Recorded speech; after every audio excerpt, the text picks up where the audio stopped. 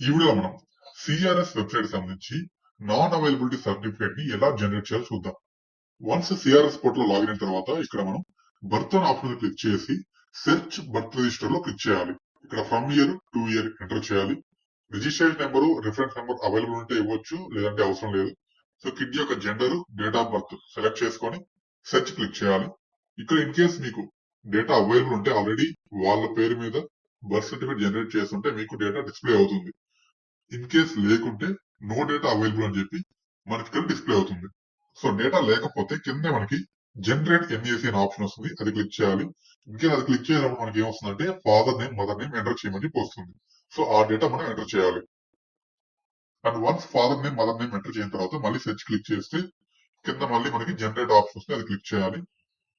So ఇక్కడ మనం ఎవరికైతే ఇస్తున్నామో వాళ్ళ నేమ్ అండ్ వాళ్ళ రిలేషన్ నేమ్, ఫాదర్ అయితే ఫాదర్, ఇంకేస్ హస్బెండ్ అయితే హస్బెండ్ నేమ్, రిలేషన్ నేమ్ రెండు ఎంటర్ చేసి సేవ్ క్లిక్ చేయాలి.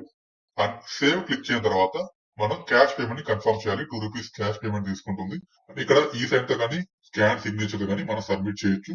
సబ్మిట్ చేయడం తర్వాత మనకైతే నాన్ అవైలబిలిటీ సర్టిఫికేట్ జనరేట్ అవుతుంది. ఈ విధంగా సర్టిఫై దట్ సో పర్సన్ ఈ ఇయర్ లో వాళ్ళు సెట్ చేసాము అండ్ వాళ్ళకి సంబంధించి ఆ సర్టిఫికేట్ అవైలబుల్ లేదు, అంటే రిజిస్టర్ అవ్వలేదు అని చెప్పి సర్టిఫికేట్ జనరేట్ అవుతుంది. ఈ విధంగా మనం సిఆర్ఎస్ వెబ్సైట్ లో నాన్ అవైలబిలిటీ సర్టిఫికేట్ జనరేట్ చేయాల్సి ఉంటుంది.